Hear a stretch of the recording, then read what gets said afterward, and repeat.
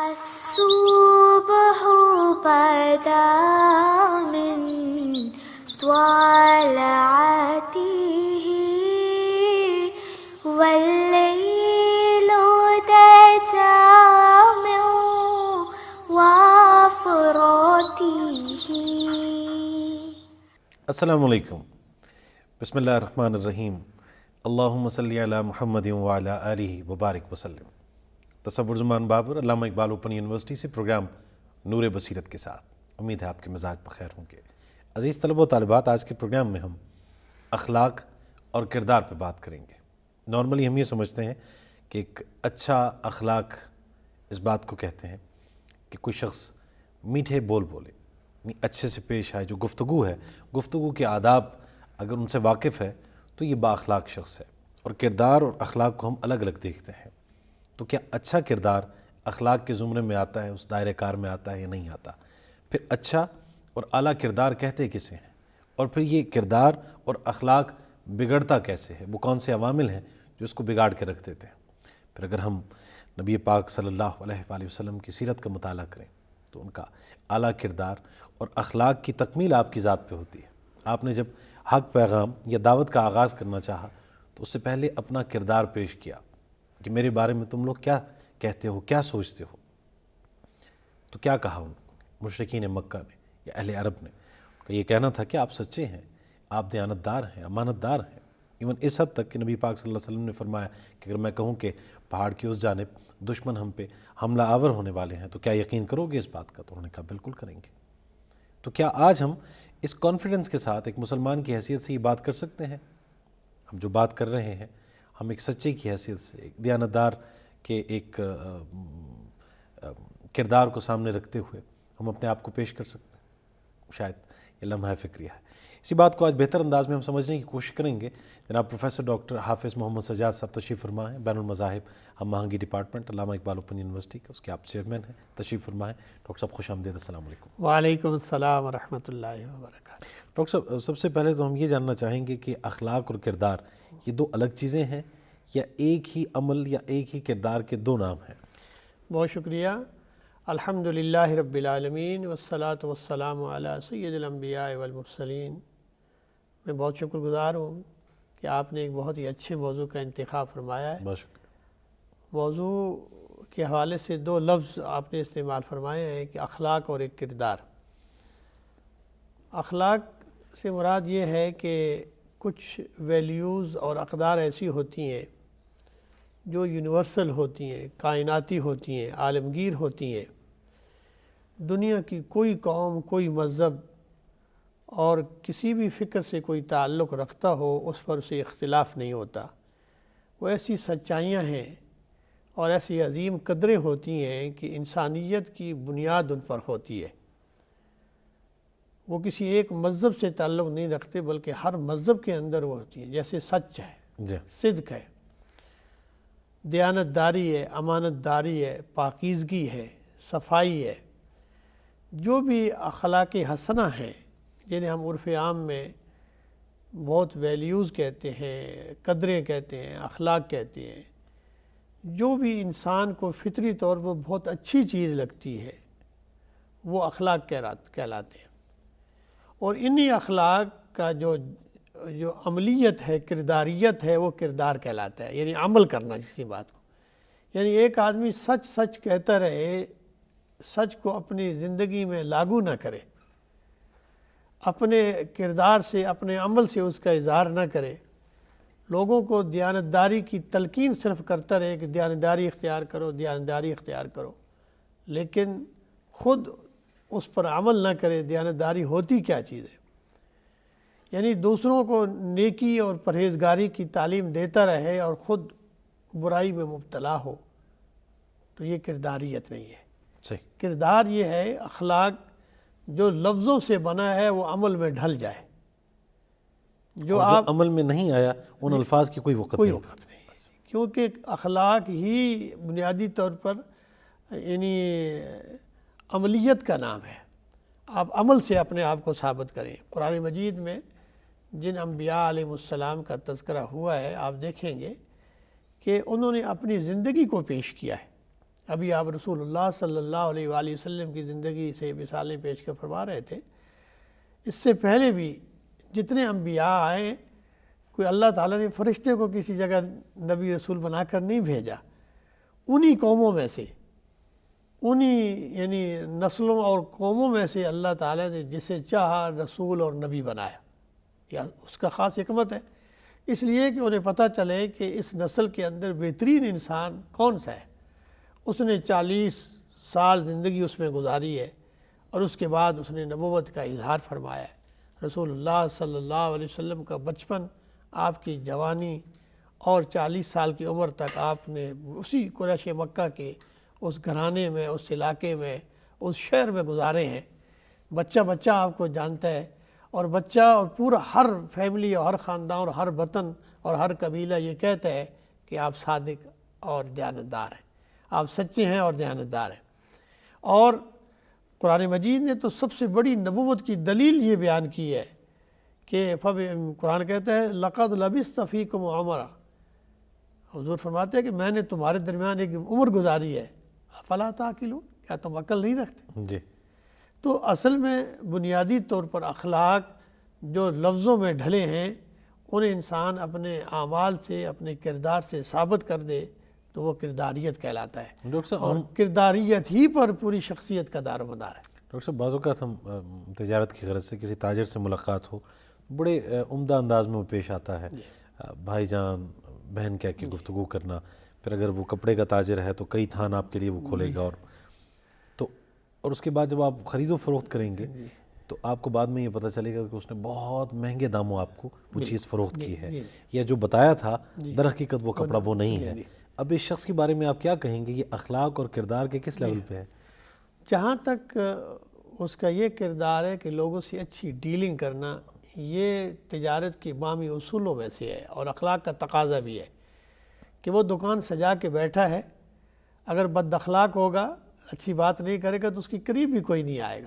ظاہر ہے کہ اس نے دکان سجائی ہے کہ لوگ یہاں آئیں، گاہک آئیں، خریدار آئیں، اگر وہ ان سے اچھے بھلے انداز سے قولوا للناس حسنا، بہت بھلائی سے، بھلائی یہ ہے کہ ان کی خیرخواہی بھی اس کے اندر ہو، لیکن اگر ایک دفعہ اس نے بہت اچھے انداز سے پیش آیا لیکن جس مقصد کے لیے وہ آئے تھے وہ مقصد پورا نہ ہوا، ایک دفعہ وہ دھوکہ کھا گئے، اور یہ دھوکہ ایک دفعہ کا کھانا، اس نے نفع اٹھا لیا جو اٹھانا تھا، نفع نہیں اٹھایا، اس نے نقصان اٹھایا، اس لیے کہ اس نے اس اعتماد کو ٹھیس پہنچائی ہے، اور ہمیشہ کے لیے وہ مردود ہو جائے گا، کیونکہ اس کی شہرت اسی طرح پھیل جائے گی۔ چند دنوں کے اندر ہی، یعنی سال تو بہت دور کی بات ہے، چند دنوں کے اندر اس کی گاہکی ختم ہو جائے گی، اس خریداری ختم ہو جائے گی، کیونکہ وہ بظاہر تو بہت اچھا طرح پیش آ رہا ہے لیکن اس کا کردار اس کے بالکل الٹ ہے، کیونکہ وہ دھوکہ دے رہا ہے، جو مال وہ پیش کر رہا ہے وہ صحیح نہیں ہے، وہ معیاری نہیں ہے، وہ زبان سے تو اقرار کر رہا ہے لیکن عمل سے اس کا اظہار نہیں ہو رہا، بظاہر وہ انسانوں کو دھوکہ دے رہا ہے لیکن حقیقت میں اپنے آپ کو دھوکہ دے رہا ہے کہ اپنے کاروبار کو تباہ کر رہا ہے۔ اصل میں ایسی تجارت جو ہوتی ہے یہ اس کا کوئی نفع نہیں ہوتا، اور یہ جو کہا جاتا ہے کہ زبان سے کہہ دینا، بہت اچھی طرح پیش آنا، ٹھیک ہے، یہ ایک گفتگو کے آداب میں سے تو ہو سکتے ہیں، لیکن اصل کرداریت ہے، آپ اس کو بھائی بہت ہی اچھے انداز سے پیش آ رہے ہیں لیکن اندر سے آپ اس کو دھوکہ بھی دے رہے ہیں۔ یہ جو دھوکہ دینا ہے یہ اس کی جو مدت ہوتی ہے بڑی مختصر سی ہوتی ہے۔ ڈاکٹر صاحب تصویر کا ایک رخ یہ بھی ہے کہ بعض لوگ معاملات میں بڑے کھرے ہوتے ہیں، سچ بولتے ہیں، جو کہا ہے واقعی درست ہوا کرتا ہے، لیکن سخت گیر ہوتے ہیں، دو ٹوک بات کرتے ہیں، اتنا میٹھے بول ان کے پاس نہیں ہوتے، ان کے بارے میں کیا کہیں گے؟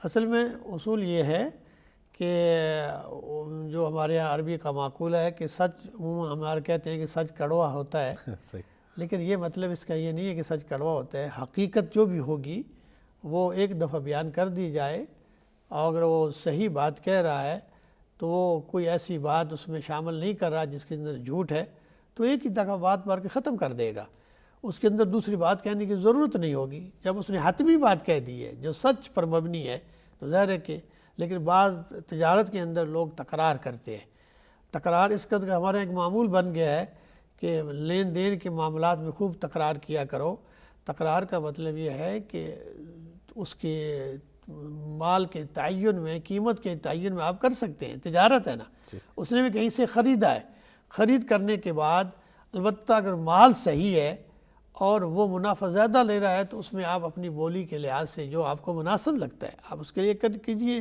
یہ ایک تجارت ہے، تجارت میں جائز منافع لینا دوسرے کا حق ہے، لیکن کسی کو اس لحاظ سے کہ اس کی معصومیت کو یا اس کی لا علمیت کو سمجھتے ہوئے اس سے دھوکہ دینا، یہ مومن کی شان نہیں ہو سکتی. یعنی کوئی تاجر جو دنیا دار ہے وہ تو یہ کر سکتا ہے، لیکن ایک مسلمان تاجر کبھی کسی کو دھوکہ نہیں دیتا، وہ اس سے رزق بھی کماتا ہے اور دوسرے کے بھی خیرخواہ ہوتا ہے.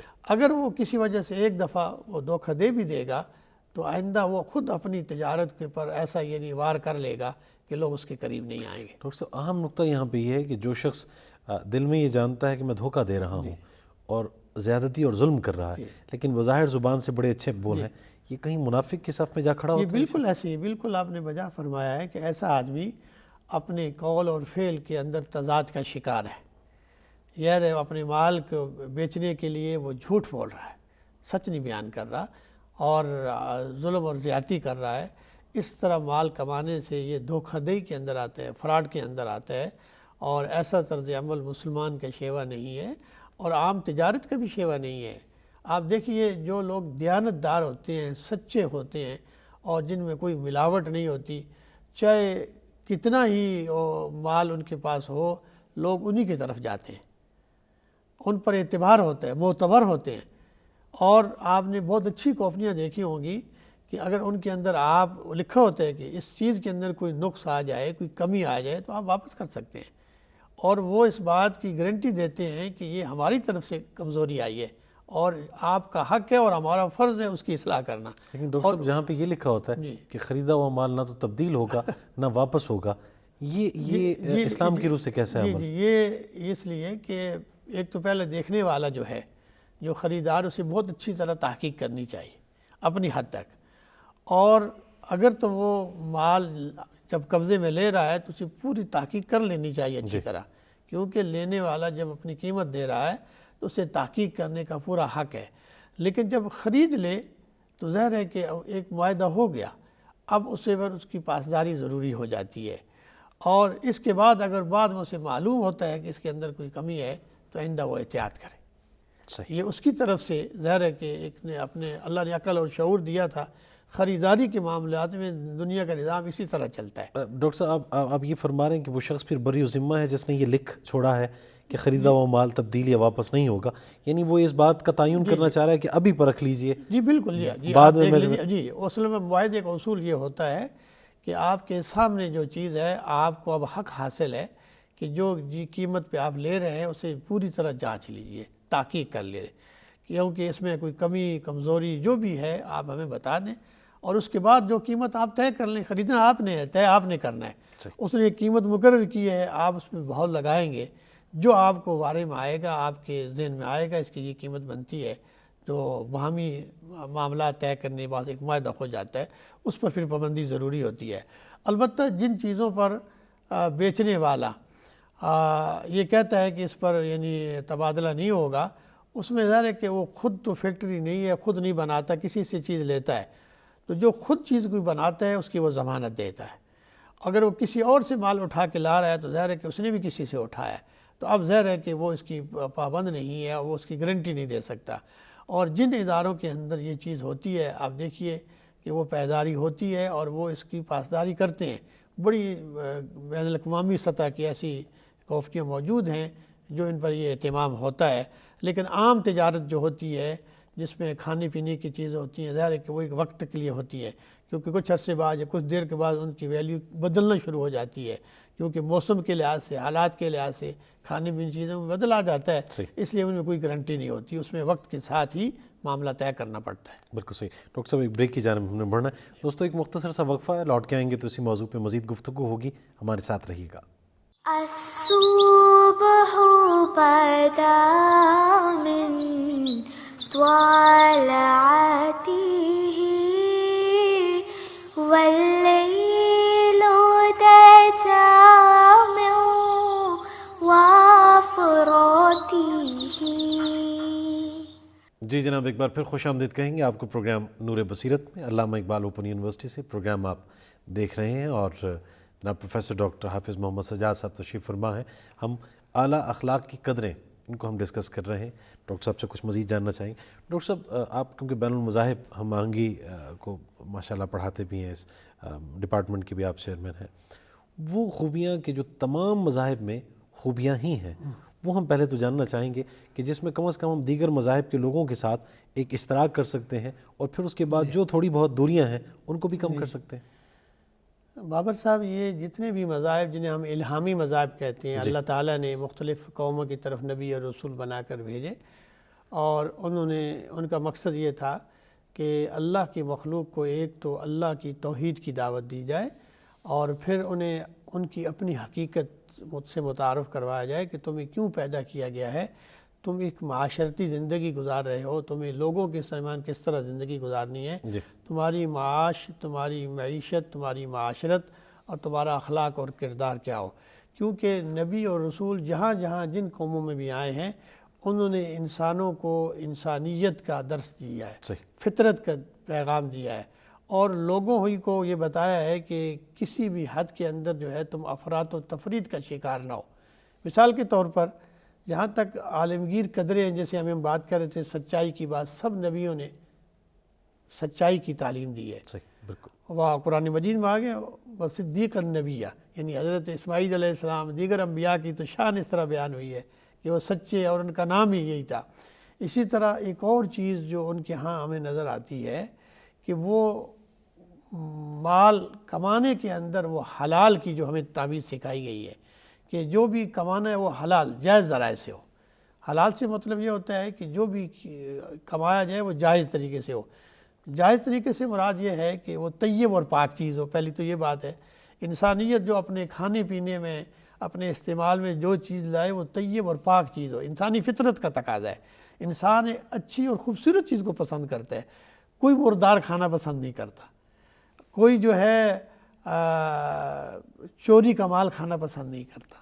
یعنی ایک فطری چیز ہے، کسی سے چھین کر، کسی ایک کا حق ہے اسے چھین کر آپ لے کے، کسی کو دھوکہ دے کر، اور کسی کو فراڈ لگا کر، ڈکیتی کر کے، اور مطلب سود کھا کر، رشوت کھا کے، یہ سارے چیزیں ایسی چیزیں ہیں کہ مال حرام ہے، اس سے انہوں نے منع کیا ہے۔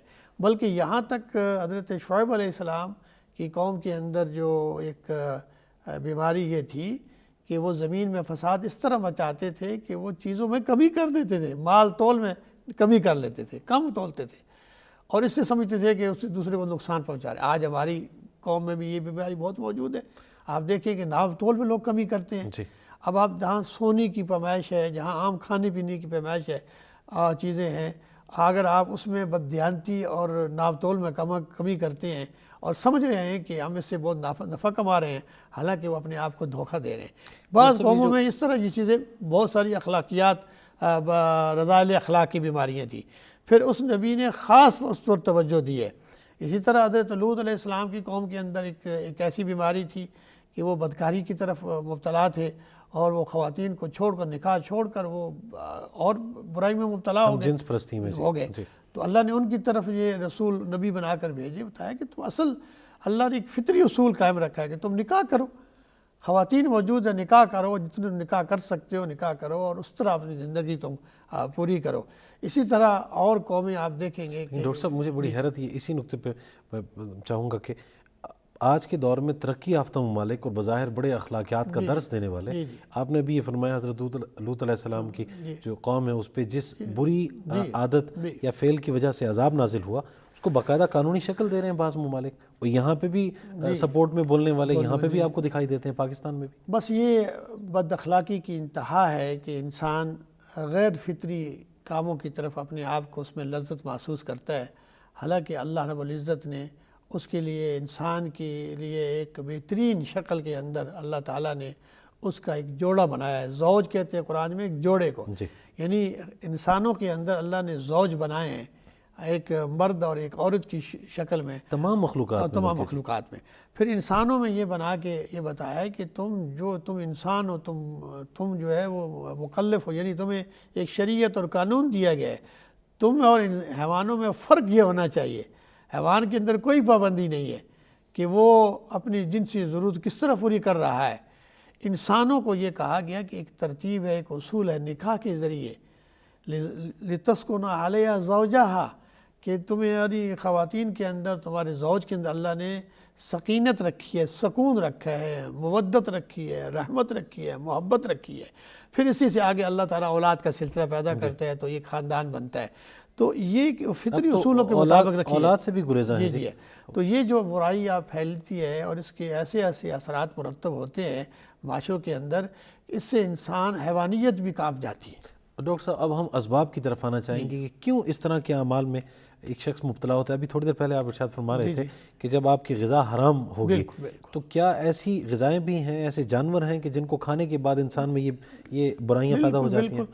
آپ دیکھیے کہ شریعت نے جو قرآن مجید میں فرمایا ہے کہ اے ایمان والو تم پاک اور طیب اور حلال چیزیں کھاؤ، یہ ہمیں بتایا گیا ہے۔ اور اسی طرح آپ دیگر ادیان جو سامی ادیان الہامی کتابیں ہیں ان کے اندر بھی اللہ تعالیٰ نے یہ تعلیمات دی ہے کہ تم حلال اور پاک چیزیں کھاؤ، اور اس کے اثرات ہوتے ہیں، یعنی انسانی زندگی میں اس کے اثرات ہوتے ہیں۔ جب آپ حلال مال سے کھاتے ہیں تو آپ کا اٹھنا بیٹھنا چلنا پھرنا، آپ کے جسم کے اندر جو خوراک ملتی جاتی ہے وہ حلال ہوتی ہے، اور حلال ذرائع سے مال ملتا ہے تو ظاہر ہے کہ آپ اس سے جسم آپ کا پرورش پاتا ہے، سوچ بھی پاکیزہ ہو جاتی ہے۔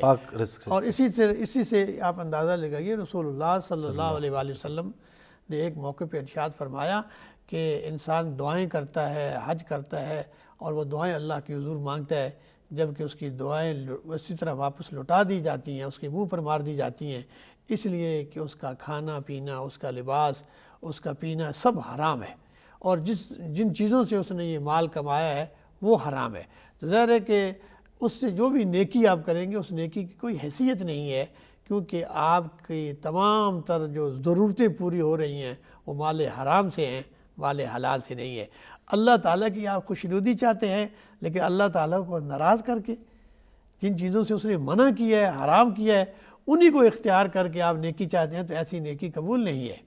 اس لیے کہا جاتا ہے نا کہ سود، اگر آپ سود کھاتے ہیں اور سود کو جو ہے وہ زکوٰۃ کے معنوں میں یا کسی خیرات کے معنوں میں یا مسجد بنانے میں، اس میں کوئی اجر و ثواب نہیں ہے، بلکہ یہ سیدھا دھوکہ ہے۔ یعنی ایک اللہ نے فرمایا کہ سود کھانا حرام ہے، اور اللہ کے رسول صلی اللہ علیہ وسلم جنگ ہے، اور آپ وہ مال جمع کر کے آپ جو ہے وہ مسجدیں بنا رہے ہیں یا خیرات کر رہے ہیں، اس کی کوئی حیثیت نہیں۔ یہ خیرات نہیں ہے، بلکہ سیدھا اللہ اور اللہ رسول کو دھوکہ دینا، اپنے آپ کو دھوکہ دینا ہے۔ تو ڈاکٹر صاحب پہلی توجہ تو پھر اس پہ دینی چاہیے۔ ہم تو صرف اخلاق اسی کو کہ جی آپ نے یہ جو دیگر جتنے بھی ہم نے معاملات کو ڈسکس کیا ہے، تو جب تک آپ کا معاشی معاملہ جو ہے وہ درست نہیں ہے، آپ کا سماجی معاملات میں بالکل درست ہونا ممکن نہیں ہے۔ بالکل، اصل میں اللہ تعالیٰ نے انسان کے اندر جو فطری اصول رکھے ہیں ان میں یہ ایک بات رکھی ہے کہ پاکیزگی جو ہے وہ فطرت چاہتی ہے، اور کھانے پینے کے اندر بھی یہ بات ہمیں رکھا کہ حلال اور طیب جو چیزیں ہوتی ہیں اس کا انسان کی نفسیات پر، اس کے جسم اور اس کے اثرات ہوتے ہیں۔ اور اگر آپ کوئی ایک ایسی چیز، کوئی ایسا عمل آپ کر لیں گے جس میں حرام کا پہلو ہوگا تو آپ کی جو طبیعت ہے وہ بے چین ہو جائے گی، اور اس کے آپ پر روحانی اور جسمانی اثرات مرتب ہوں گے۔ اس لیے اہل ایمان کی یہ خوبی بیان کی گئی ہے کہ وہ کھانے پینے کے اندر نہ صرف حلال کرتے ہیں بلکہ حلال کاموں میں بھی وہ حد سے تجاوز نہیں کرتے، کہ جب وہ خرچ کرتے ہیں تو نہ ہی تو وہ اسراف سے کام لیتے ہیں نہ تبذیر سے کام کرتے ہیں، وَكَانَ بَيْنَ ذَلِكَ قَوَامًا، وہ درمیانی راہ اختیار کرتے ہیں، نہ ہی بخل سے کام لیتے ہیں اور نہ ہی اس قدر جو ہے وہ فضول خرچی کرتے ہیں کہ کل خود مانگنے پہ آ جائیں، بلکہ وہ اعتدال کی راہ اختیار کرتے ہیں۔ کچھ اخلاقی قدریں ایسی کہ جو اسلام کے حوالے سے ہمارا امتیاز ہے، دیگر مذاہب میں وہ نہیں ہے، ان کو کس قدر اپنانے کی ضرورت ہے اور ان کی پھر ترویج اور اس کی تشہیر کے لیے ہمیں کیا کرنا ہوگا؟ رسول اللہ صلی اللہ علیہ وآلہ وسلم جو دین لے کے آئے، تشریف لائے، تو آپ نے اس دین تو ایک ہی ہے جو اسلام ہے، جو حضرت آدم سے شروع ہوتا ہے، اور ان الدین عند اللہ الاسلام، اللہ نے دین اسلام کا نام پسند فرمایا ہے اور اس کے علاوہ کوئی دین کو یعنی پسند نہیں فرمایا۔ اور پھر رسول اللہ کے بارے میں فرمایا کہ آج ہم نے تم پر تمہارا دین مکمل کرے، الیوم اکملت لکم دینکم واتممت علیکم نعمتی ورضیت لکم الاسلام دینا، اسلام کو ہم نے پسند کیا دین تمہارے لیے اور یہ آج دین مکمل کر دیا۔ رسول اللہ صلی اللہ علیہ وآلہ وسلم کی جو سب سے زیادہ جو یعنی آپ کہہ لیجئے کہ ادیان کے اندر ایک خصوصیت اللہ تعالیٰ نے بیان فرمائی ہے، وہ وَإِنَّكَ لَعَلَىٰ خُلُقٍ عَظِيمٍ، ماشاءاللہ آپ اخلاق کے اعلیٰ درجے پر فائز ہیں۔ ہر نبی کو اللہ نے اخلاق حسنہ سے نوازا ہے، جی لیکن آپ پر اخلاق کی تکمیل فرما دی ہے۔ جی اللہ حضور نے فرمایا انما بعثت لأتمم مکارم الاخلاق، کہ مجھے اخلاق کی تکمیل کے لیے بھیجا گیا ہے۔ کسی دین کے اندر کوئی کمی اگر رہ بھی گئی تھی تو حضور کی ذات سے وہ مکمل ہو گئی۔ اس لیے آپ دیکھیے گا کہ وہ ایک بڑا مشہور شعر شیخ سعدی کا ہے کہ حسن یوسف دم عیسیٰ یز بیضا داری آنچ خوباں ہمہ دارن تو تنہا داری، کہ جو خوبیاں کسی ایک میں تھیں اللہ تعالیٰ نے آپ میں سب جمع کر دی، یکجا کر دی۔ تو یہ جو خوبیاں ہیں، جو اخلاق کے اعلیٰ کردار ہے رسول اللہ صلی اللہ علیہ وسلم کی ذات سے، سید سلمان ندوی نے ایک بڑی خوبصورت بات لکھی ہے۔ فرماتے ہیں کہ رسول اللہ صلی اللہ علیہ وآلہ وسلم کی زندگی کے اندر جو کمال کی چیز ہے نا، وہ عملیت کا پہلو ہے۔ اللہ آپ نے کوئی ایسا حکم نہیں دیا جس پر خود عمل کر کے نہ دکھایا ہو۔ اللہ اکبر، یہ بہت بڑی بات ہے۔ یعنی کوئی آپ نے ایسا حکم نہیں دیا جس پر جو ہے خود عمل نہ کیا ہو، اور کوئی کسی ایسی بات کی تلقین نہیں فرمائی جس پر عمل کرنا مشکل ہو۔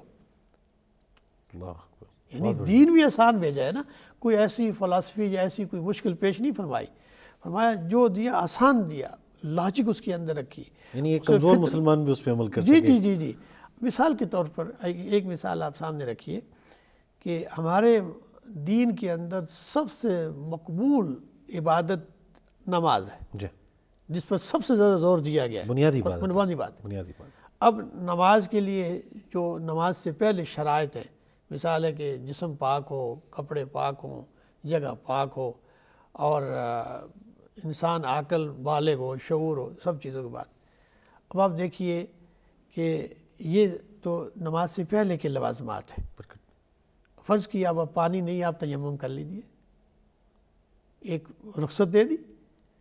اگر آپ کے پاس کپڑے اتنے دستیاب ہیں کہ آپ کا 70 ڈھانپ جاتا ہے تو آپ کی نماز ہو جاتی ہے۔ جی، ناف سے گھٹنوں تک۔ جی جی آپ فرض کیا ایسی جگہ پہ ہیں، اب کپڑے بھی پاک نہیں ہیں، اضطراری حالت میں ہیں، تو اللہ تعالیٰ اس کو بھی قبول کر لے گا، کیونکہ آپ اس وقت آپ کے پاس کوئی گنجائش نہیں ہے۔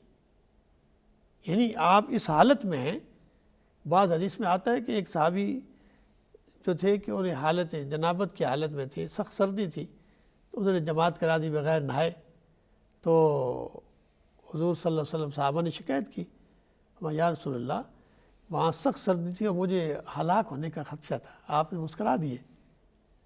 ظاہر ہے کہ جان کی حفاظت زیادہ ضروری ہے نماز سے۔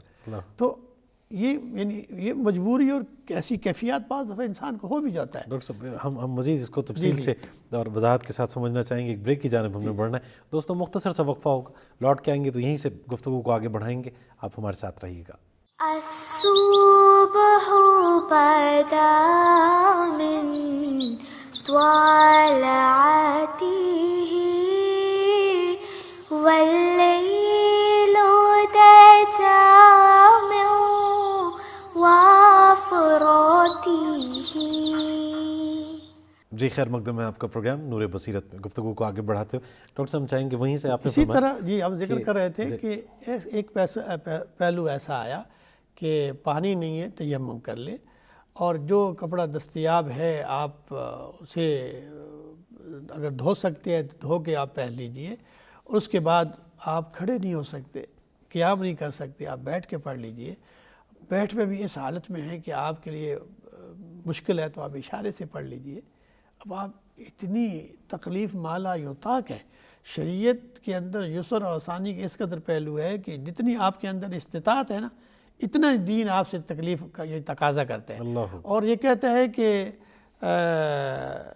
تم اطاعت کرو مستطاعتم، جتنی تمہاری استطاعت ہے۔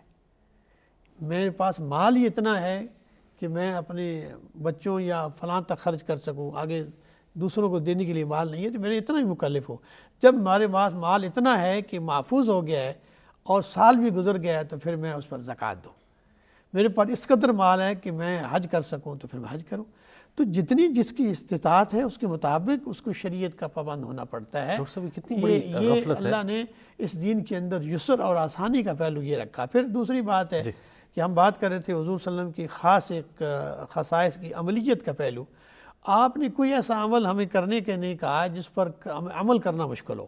آپ نے ایک لاجک عقل کے مطابق لوگوں کو دین پیش کیا ہے، اور یہ دین جتنے بھی عقلی معیارات ہیں جو ان فطرت انسانی کے اندر ہیں سب پر پورا اترتا ہے۔ یعنی کوئی ایسی چیز نہیں ہے جس پر ایسی کوئی بات کی گئی ہو جس کے اندر کوئی لاجک نہ ہو، کوئی دلیل نہ ہو، کوئی حکمت نہ ہو، بلکہ ہر بات کے اندر اس پہ پیش نظر رکھا ہے۔ اور یہی اصل میں دین کی فطرت ہونے اور اس کے صحیح ہونے کی سب سے بڑی دلیل ہوتی ہے، کیونکہ آپ صلی اللہ علیہ وآلہ وسلم نے جو دین ہمارے لیے پیش کیا ہے، ہمیں کوئی اس طرح کی فلسفی ہمارے سامنے نہیں رکھی کہ ہم پہلے اس کو سمجھیں، بلکہ قرآن بار بار یہ کہتا ہے کہ ہم نے قرآن کو بہت آسان کر دیا ہے تمہارے، وَلَقَدْ يَسَّرْنَا الْقُرْآنَ لِلذِّكْرِ فَهَلْ مِن مُدَّكِرٍ، ہے کوئی سمجھنے والا؟ ہم نے قرآن تمہارے لیے بہت آسان کر دیا ہے، کیونکہ ہمیں اس پر غور و فکر کرنا ہے، سوچنا ہے، اور پھر اللہ کی اس کتاب کے مطابق ہم جب زندگی بسر کریں گے، اور یہ ہمیں ایسے بتاتی ہے۔ اب دیکھیے بعض اخلاق جو ہوتے ہیں نا، جسے ہم کہتے ہیں کہ فلسفی ہے، قرآن نے فلسفہ اخلاق کے بجائے عملی اخلاق کے اظہار فرمایا ہے۔ اب فرمایا سورہ فرقان آپ پڑھیں شروع میں، تو وہاں اللہ نے بندوں کے اوصاف بیان کیے ہیں۔ وَعِبَادُ الرحمن، اللہ کے نیک بندے کیسے ہیں، رحمان کے بندے کیسے ہیں، یمشون علی الارض ہونا، جب زمین پر چلتے ہیں تو بڑی آستگی کے ساتھ چلتے ہیں، اکڑ کے نہیں چلتے، اکڑ کے نہیں چلتے، اور جب کسی جاہل سے مخاطب ہوتے ہیں وقالوا سلاما، سلامتی، اسی کے ساتھ کوئی تکرار نہیں کرتے۔ ان کی راتیں سجدے میں گزرتی ہیں، ان کے دن اللہ کی یاد میں گزرتے ہیں، وہ کھاتے پیتے اللہ کی رضا کے لیے ہیں، وہ ہر وقت یہ دعا مانگتے رہتے ہیں اللہ ہمیں اور ہماری اولاد کو جہنم سے عذاب سے بچا، کیونکہ یہ بہت سخت عذاب ہے۔ وہ بدکاری نہیں کرتے، وہ کوئی بدگمانی نہیں کرتے، وہ دوسروں پر جھوٹا الزام نہیں لگاتے، بدگمانی نہیں کرتے۔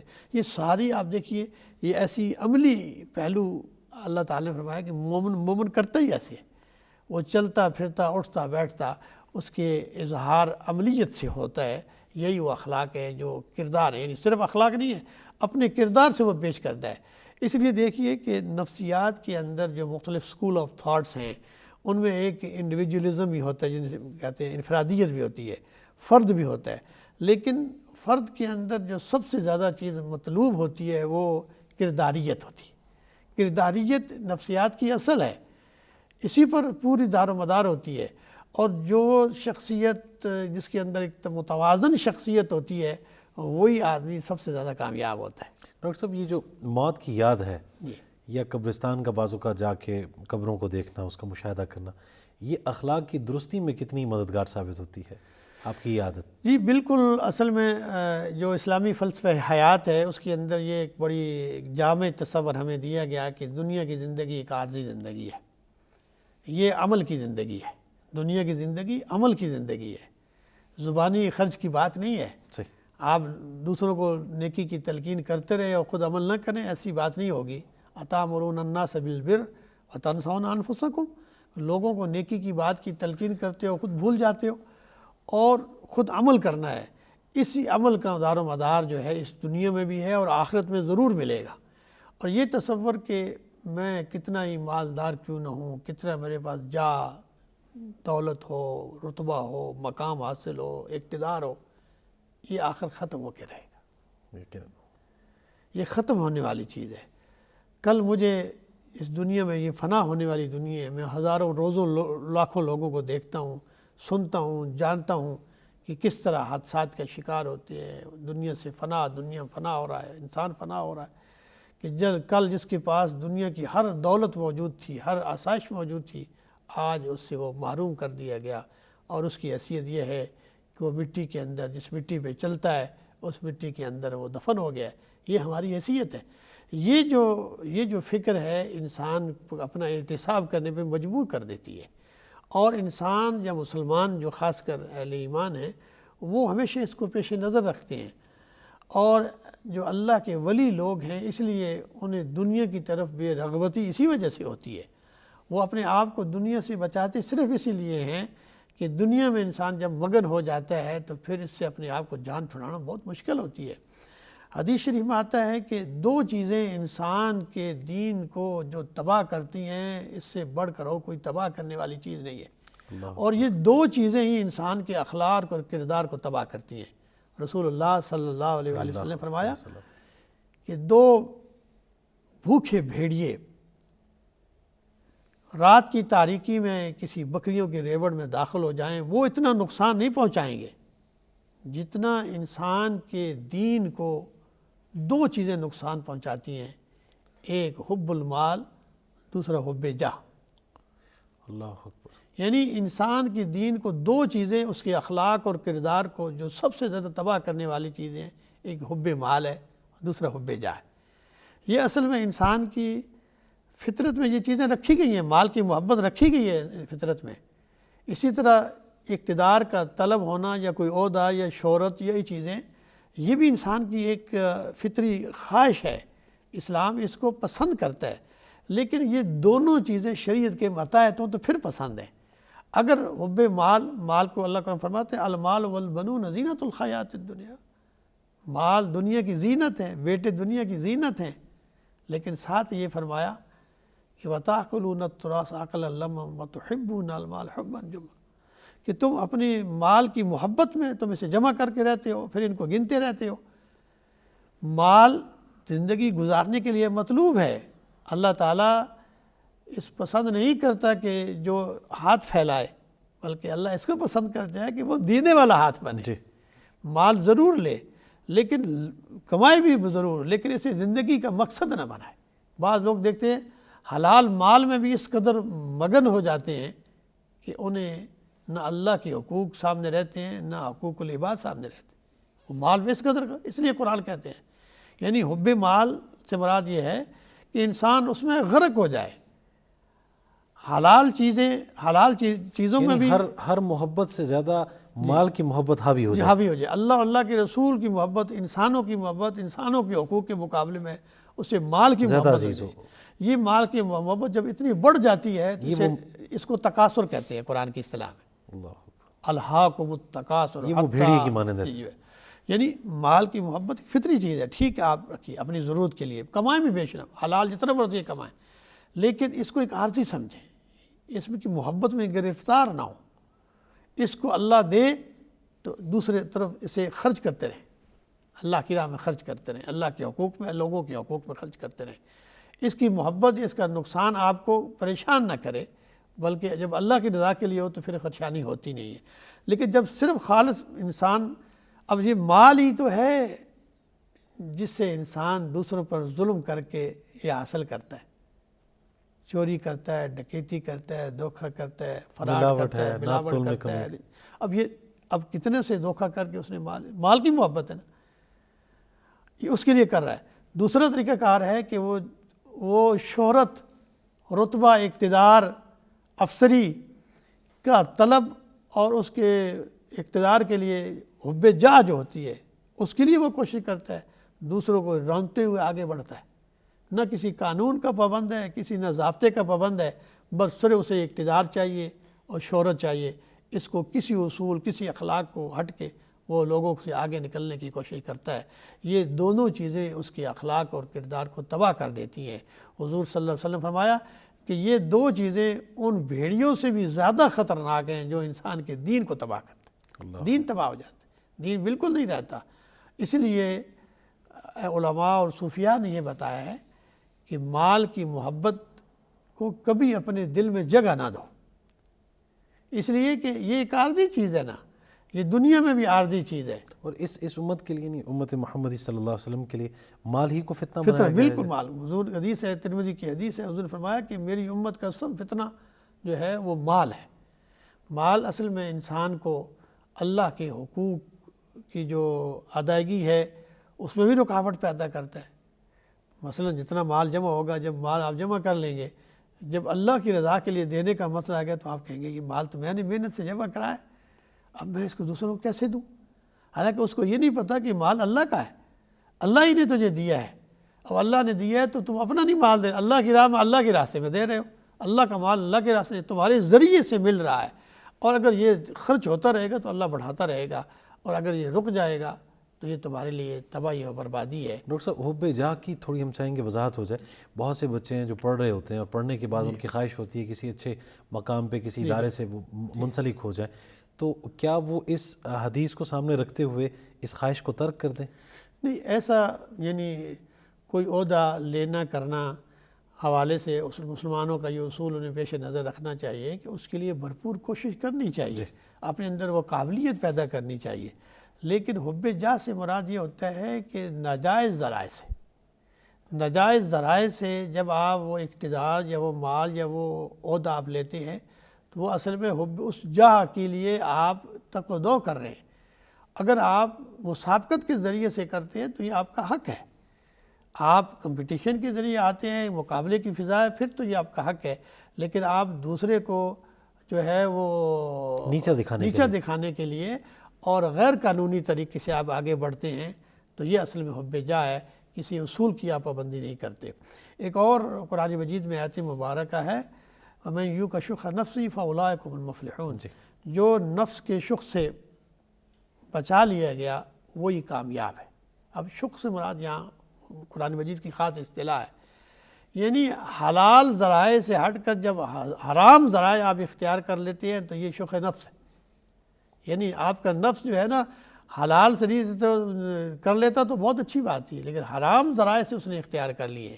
جو حرام ذرائع سے اپنے آپ کو بچا لیتا ہے مال کے حوالے سے اور جاہ کے حوالے سے، پھر یہ دونوں چیزیں پسندیدہ ہیں، وہ فلاح پانے والے ہیں۔ اچھا، مطلب اسی معیار پہ ہم اس بات کو تولیں گے کہ جیسے مال ہے، اگر اس میں آپ اللہ اور اللہ کے رسول کی محبت کو حاوی رکھتے ہیں تو اسی طرح اگر کسی جاہ تک آپ پہنچتے ہیں اور اس میں بھی حق و باطل کا فرق آپ کے سامنے رہتا ہے تو پھر اس کا حصول بالکل پھر اس میں کوئی عار نہیں ہے، جائز ہے، اس میں کوئی ایسی بات نہیں ہے، بلکہ اسی اقتدار کو، اسی عہدے کو اور اسی جو اللہ نے آپ کو رتبہ دیا ہے آپ دوسروں کے لیے بھلائی کے کاموں میں لے سکتے ہیں اور اس میں ان کی مدد اور ظالم کے ہاتھ کو روک سکتے ہیں، مظلوم کا آپ سہارا بن سکتے ہیں۔ بالکل۔ ہم ایک بریک کی جانب بڑھنا ہے دوستوں، مختصر سا وقفہ ہوگا، لوٹ کے آئیں گے تو پھر اختتامی طور پہ آج کی گفتگو کا جو خلاصہ ہے وہ آپ کے گوش گزار کریں گے، ہمارے ساتھ رہیے گا۔ الصبح بدا من طلعته والليل دجى من وافراته۔ جی خوش آمدید کہیں گے آپ کو پروگرام نور بصیرت میں۔ جناب پروفیسر ڈاکٹر حافظ محمد سجاد صاحب تشریف فرما ہیں۔ ہم آج گفتگو کر رہے ہیں اعلیٰ اخلاق اور کردار کے حوالے سے، اور جیسے کہ ڈاکٹر صاحب نے ارشاد فرمایا ہے کہ آپ کا کردار ہی آپ کے اخلاق کا ترجمان ہوا کرتا ہے، کہ آپ میں اگر عملی طور پر تبدیلی واقع ہوئی اور وہ تبدیلی اللہ رب العزت اور اللہ کے رسول صلی اللہ علیہ وآلہ وسلم کو محبوب ہے تو آپ اعلیٰ اخلاق کے حامل ہیں، ادروائز معاملہ اس کے برعکس ہے۔ ڈاکٹر صاحب، اب ان قدروں کو اپنانا ہے، اپنے بچوں کی تربیت بھی کرنی ہے، جس طرح کا ماحول ہے اب وہ ہم گلوبل ولیج میں رہ رہے ہیں، پوری دنیا جو ہے وہ بالکل ایک سمٹ کے رہ گئی ہے، کیسے بچانا ہے دیگر مذاہب یا دیگر اقوام کی وہ عادات جو ہمارے دین کی روح سے جائز یا مناسب نہیں ہے، ان سے بچانا بھی ہے، اپنی تعلیمات بھی ان تک پہنچانی ہے، کیا طریقہ اپنانا ہوگا؟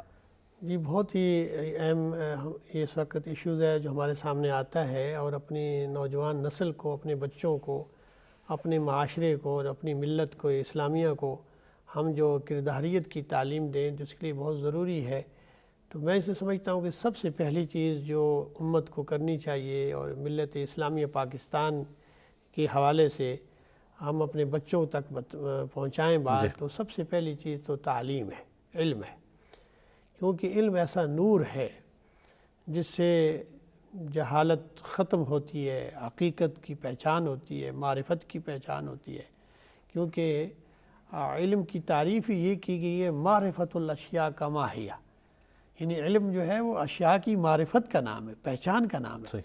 جب انسان حق اور سچ کی معرفت ہی حاصل نہیں کر سکے گا تو وہ ان قدروں کو کیسے تک پہنچ سکے گا؟ ڈاکٹر صاحب میں یہاں پہ معذرت کے ساتھ پوچھنا چاہوں گا، جتنی اخلاقی جو زبوں حالی ہے وہ ہمیں زیادہ تعلیم یافتہ لوگوں میں آج کل نظر آتی ہے. جتنے سرکاری ادارے ہیں وہاں پہ بددیانتی ہو رہی ہے، جتنی کرپشن آپ دیکھیں گے، جو لوگ اچھے خاصے پڑھے لکھے ہیں وہ پورے منظم طریقے سے دھوکہ دہی کرتے ہیں. تو پھر کیا وجہ ہے کہ تعلیم تو ان کے اخلاق کو سدھارنے میں کامیاب نہ رہی؟ اصل میں تعلیم کے اندر بھی جو مقصدیت کا پہلو اور نظریے کا پہلو ہے وہ غالب ہو گئے، وہ ختم ہو چکا ہے، اور ہم صرف تعلیم اس کو قرار دے رہے ہیں جو معلومات کے اضافے کا نام ہے. یعنی آج تو معلومات کا ایک سمندر ہے جو ہمارے پاس دستیاب ہے. اب ٹیچر کی بھی ضرورت بظاہر نہیں رہی کہ ہمارے پاس ایسے ایسے میدان آ چکے ہیں، ایسے ایسے معلومات آ چکی ہیں، ٹیکنالوجیوں سے مدد مل رہی ہے. تو تعلیم کے ساتھ اگلا مرحلہ تربیت کا ہے. تعلیم اس لیے دیکھیے نا، حضور صلی اللہ علیہ وسلم کو جو فراز نبوت عطا ہوئے تو اس میں تعلیم کتاب کے بعد پھر تعلیم حکمت بھی ہے اور تزکیہ بھی ہے. تعلیم ہو اور تزکیہ نہ ہو تو یہ ہو ہی نہیں سکتا کہ اس میں کوئی تبدیلی آ سکے. زیادہ مضر ہے. بہت مضر ہے. تعلیم جو ہے وہ تبھی مؤثر ہوگی کہ آپ اس کے ساتھ تزکیہ کریں گے. تزکیہ کا اہتمام کہاں کرنا ہوگا؟ تزکیہ یہ ہوگا، اسکول کالج میں تو نہیں ہوتا. تزکیہ کے لیے ضروری ہے کہ ہمارا جو بہترین ادارہ، جو خاندان کا ادارہ ہے، جو گھر سے شروع ہوتا ہے، والدین پر بڑی ذمہ داری ہے کہ وہ قدریں جو اسلام کی قدریں ہیں وہ بچوں کو سکھائیں، اور وہ قدریں تعلیمی طور پہ بھی بیان کریں کہ یہ سچائی کی قدر، دیانتداری کی قدر، صفائی کی قدر، اور اس سے بڑھ کر بڑوں کا ادب، چھوٹوں سے احترام آنا، اور دیانتداری اور رویے جو ہمارے ایک دوسروں کے ساتھ، انسانوں کے ساتھ ہوتے ہیں، حتیٰ کہ حیوانوں کے ساتھ ہمارا کیا سلوک کرنے کا انداز ہے. یہ ساری چیزیں بچپن میں بچوں کو سکھائی جائیں، بتائی جائیں، انہیں ان کے ساتھ جو ہے وہ ایک ارتباط پیدا کیا جائے، اور پھر اسی طرح سوسائٹی آگے بڑھتی ہے. اور اس سے آگے بڑھ کر پھر اگلا مرحلہ، تزکیہ سے اگلا مرحلہ جو ہوتا ہے وہ تحقیق کا ہوتا ہے. آج معاشرے کے اندر ہمیں بنیادی قدریں جو ہیں ان پر عمل کرنے کے ساتھ ساتھ انہیں قانونی شکل بھی دینی پڑے گی، کیونکہ معاشرہ تبھی کامیاب طور پر چلتا ہے کہ جب وہ قانون کی پابندی کرے. ایسے قوانین نافذ کرنے پڑیں گے. بعض چیزیں صرف تلقین سے لوگ مانتے ہیں، لیکن بعض دفعہ قانون سازی نہ کی جائے تو پھر بھی لوگ نہیں مانتے. اس لیے ہمیں قانون سازی کرنی پڑے گی. بعض جگہ جو ہے تلقین، دعوت، تقریر، تحریر سے کام چلے گا، لیکن بعض سرکش جو ہوتے ہیں، جو باغی لوگ ہوتے ہیں، جو ظلم اور زیادتی کرنے والے جو بد اخلاق ہیں، بد اخلاقی جب حد سے بڑھ جاتی ہے تو پھر اس کے لیے سزا بھی دینی پڑتی ہے. حدیث شریف میں آتا ہے کہ غیبت کو قرآن مجید نے فرمایا نا کہ اپنے مردہ بھائی کا گوشت کھانے کے برابر ہے. بعض فقہاء نے لکھا ہے کہ جب غیبت عام ہو جائے تو پھر تعزیری سزا بھی دی جائے، جب اسے پتہ چل جائے تو اسے کوڑے مارے جائیں، اس لیے کہ یہ برائی اب حد سے بڑھ گئی ہے. اسی طرح بعض دفعہ یہ اس کی ضرورت ہو جاتی ہے. ہمارے ہاں تو یہ برائی نہیں ہے. ایسے برائی سمجھے نہیں جا رہا نا، تو گفتگو کا مطلب پہلا کرینہ ہے، کرینہ بن گیا. تو اسی طرح کچھ قوانین نافذ کرنا پڑیں گے اسلامی معاشرے میں، جو خاص کر لوگوں سے لین دین کے معاملات ہیں، معاملات کے حوالے سے کچھ حدود تعین کر کے قانون سازی کی جائے گی، تاکہ معاشرے پر ان لوگوں پر جو نہ تقریر سے نہ تحریر سے ان پر عمل کرتے ہیں انہیں ریاستی قوانین کے تحت ان پر عمل کرایا جائے. کیونکہ یہ بہت ضروری بات ہے، بہت بنیادی بات ہے کہ قوموں کی ترقی اب جو ہے وہ سائنس اور ٹیکنالوجی سے اپنی جگہ، لیکن کرداریت سے ہوتی ہے. آج ہم یورپ کا حوالہ کیوں دیتے کہ وہ بہت آگے چلے گئے سائنس میں، ترقی میں، صنعت کے اندر. انہوں نے ان چند اخلاقی قدروں کو، سب نہیں، چند اخلاقی قدروں پر جن پر اجتماعیت کا تمام تر دار و مدار ہے، مزاج سچ ہے، دیانتداری ہے. آج آپ پاکستانی معاشرے میں کسی بازار میں چلے جائیں اور آپ کو یہ بتا دیا جائے کہ یہ میڈ ان جاپان ہے، میڈ ان انگلینڈ ہے، اور اس کی یہ معمولی سی قیمت ہے، ادھر سونا بھی پڑا ہوا لوگ چھوڑ دیں گے، لوگ اس کی طرف جائیں گے، کیونکہ ان لوگوں نے اپنے اس حوالے سے دنیا میں ایک معیار قائم کر کے. اچھا، اور جاپان کی اس چیز پہ یقین ہے، لیکن وہ بتانے والے پہ یقین نہیں ہے کہ واقعی جاپان، بتانے والا مسلمان بعضوں کا جھوٹ بھی بول رہا ہوتا ہے. بالکل ایسی بات. تو یہ بہت ہی بنیادی باتیں ہیں کہ قوموں کا جو وقار دنیا کے اندر ہوتا ہے، ترقی ہوتی ہے، وہ عموماً کرداریت ہی سے ہوتی ہے۔ اور یہ بہت ضروری ہے کہ مسلمانوں نے دیکھیے صرف بڑی بڑی جنگیں اس وجہ سے، آپ دیکھیں محمد بن قاسم آتا ہے ایک مظلوموں کی مدد کے لیے کہ مسلمانوں کے ساتھ معاہدہ تھا کہ وہ مسلمانوں کو نقصان نہیں پہنچائیں گے، اس عہد کی پاسداری نہیں کی۔ رسول اللہ صلی اللہ علیہ وسلم نے صلح حدیبیہ بالکل مخالف ایک معاہدہ ہے، آپ دیکھیے نا کہ بالکل مسلمانوں کے ایک بالکل خلاف بات ہے، لیکن آپ نے وعدہ کیا ہے، آپ نے پابندی کی ہے۔ انہوں نے جو ہے وعدہ خلافی کیا، آپ نے وعدہ خلافی، آپ نے وعدے پر عمل کیا ہے۔ تو بعض دفعہ قوموں کا وقار ہی اسی پر ہوتا ہے۔ اس طرح انسانی قدریں اور اخلاق و کردار پر قوموں کی ترقی، ان کی شہرت اور ان کی عزت کا دار و مدار ہوتا ہے۔ اس لیے بہت ضروری ہے کہ ہم اپنے معاشرے کے اندر، اپنی تعلیم کے اندر، اپنے نصاب کے اندر اس بات کو بہت اجاگر کریں کہ ہمارا بچہ، ہماری اولاد، ہماری نسلیں اسلامی تعلیمات سے بھی آراستہ ہوں اور اپنے کردار سے بھی ایک بہترین انسان اور مسلمان بنے۔ ڈاکٹر صاحب بہت شکریہ آپ کے وقت کا اس اہم موضوع پہ آپ نے گفتگو فرمائی۔ جناب پروفیسر ڈاکٹر حافظ محمد سجاد صاحب علامہ اقبال اوپن یونیورسٹی میں بین المذاہب و ماہنگی ڈپارٹمنٹ کے چیئرمین ہیں۔ اعلیٰ اخلاق اور ان کی قدریں سے متعلق ہم نے گفتگو کی۔ دوستوں، ہم یہ جانتے ہیں ہم پاکستانی ہیں، کسی قوم قبیلے سے بھی ہم تعلق رکھتے ہیں، پھر الحمدللہ ہم مسلمان ہیں، اور واقعی اگر اس بات پہ ہم مطمئن ہیں اور اللہ تبارک و تعالیٰ کے شکر گزار ہیں، تو چاہے ہم پاکستان میں ہیں یا کہیں بھی دنیا بھر میں، ہمارا ہر عمل ہمارے دین کا تعارف کراتا ہے۔ کہ بہت سے لوگ ایسے ہیں کہ جنہوں نے قرآن نہیں پڑھا، جو نبی پاک صلی اللہ علیہ وآلہ وسلم کی سیرت سے بے بہرہ ہیں، لیکن وہ یہ جانتے ہیں کہ جو مسلمان ہیں یہ ان سے متعلق ہیں، ان سے تعلق رکھتے ہیں، نبی پاک صلی اللہ علیہ وسلم سے، اللہ تبارک و تعالیٰ کی کتاب سے۔ تو اگر ہم کوئی غلط کام کرتے ہیں تو یقین مانیے کہ آپ اپنے لیے بدنامی کا باعث تو ہیں، آپ اسلام، دین متین، اللہ تبارک و تعالیٰ کی جو ہدایت ہے اس کے حوالے سے بھی سوالیہ نشان لگا کے آ جاتے ہیں۔ یہ کتنی بڑی بدبختی ہے اور کتنی بڑی ناسمجھی اور غفلت ہے کہ ہم جس دین کے پیروکار ہیں، جس دین کا تعارف ہے، کس بری طرح سے اس کو ہم دنیا کے سامنے پیش کر رہے ہیں۔ اس فکر اور اس سوچ اور اس شعور کے ساتھ جب ہم آگے بڑھیں گے، ہمارا ہر لمحہ، ہر ساتھ اگر اس فکر کے ساتھ گزرے گا، تو انشاءاللہ ہم ایک تو دین کی سمجھ خود حاصل کریں گے اور پھر دین کے حوالے سے الحمدللہ ایک بہتر تعارف پیش کر سکیں گے۔ آج کا پروگرام بس یہیں تک۔ تصور زمان بابر کو پروگرام نور بصیرت سے اجازت دیجیے۔ اللہ نگہبان۔